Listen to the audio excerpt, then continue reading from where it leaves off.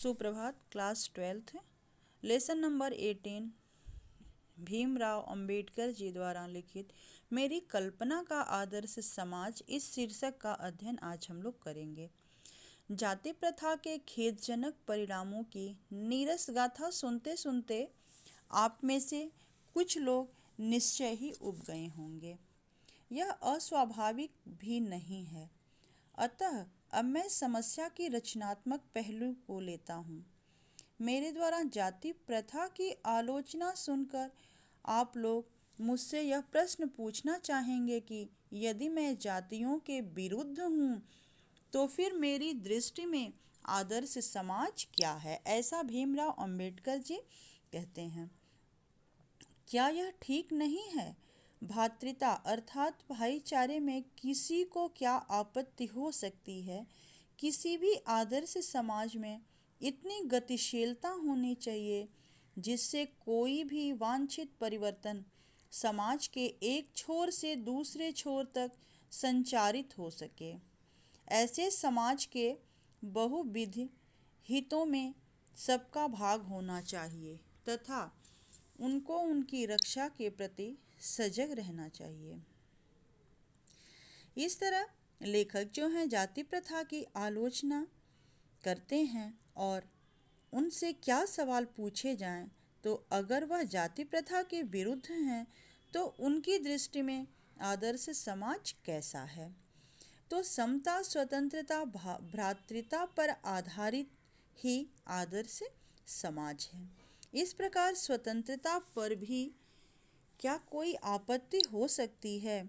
गमनागमन की स्वाधीनता, जीवन तथा शारीरिक सुरक्षा की स्वाधीनता के अर्थों में शायद ही कोई स्वतंत्रता का विरोध करे।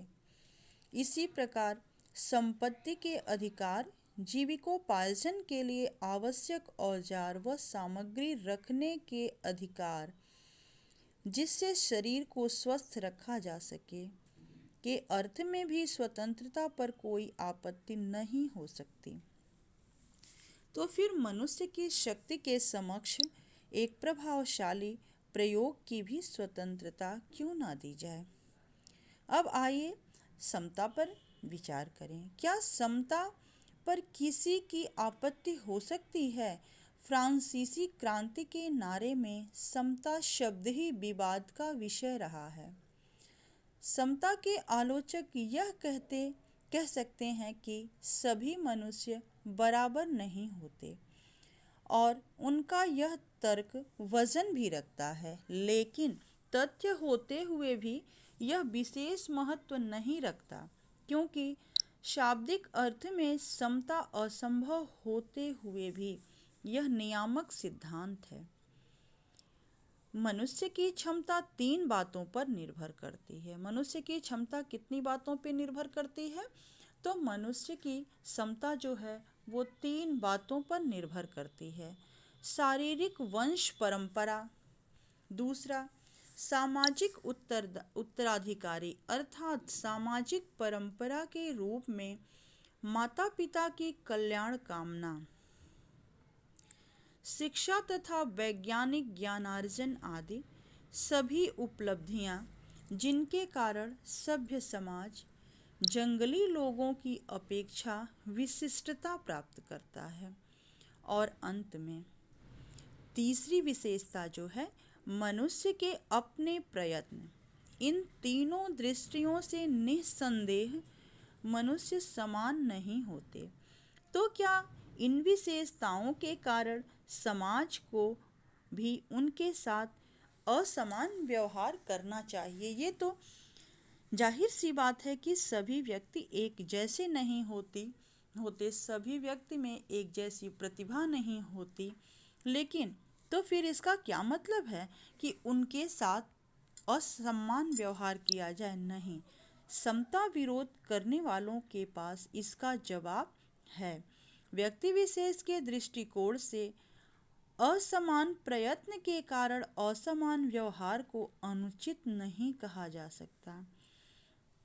साथ ही प्रत्येक व्यक्ति को अपनी क्षमता का विकास करने का पूरा प्रोत्साहन देना सर्वथा उचित है, परंतु यदि मनुष्य प्रथम दो बातों में असमान है, तो क्या इस आधार पर उनके साथ भिन्न व्यवहार उचित है?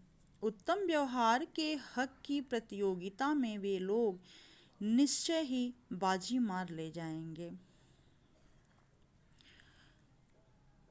अब देखिए, इस तरह से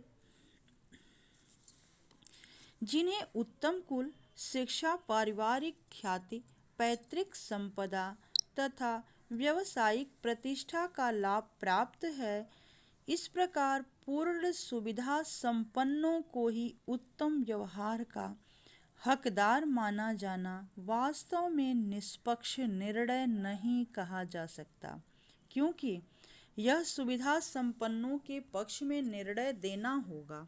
अतः न्याय का तकाजा यह है कि जहाँ हम तीसरे असमानता, जो मनुष्य के अपने वश की बात है, आधार पर मनुष्यों के साथ असमान व्यवहार को उचित ठहराते हैं। इसके साथ ही अब जो बचा हुआ इसका अंश है, हम लोग अगले दिन उसका अध्ययन करेंगे। धन्यवाद।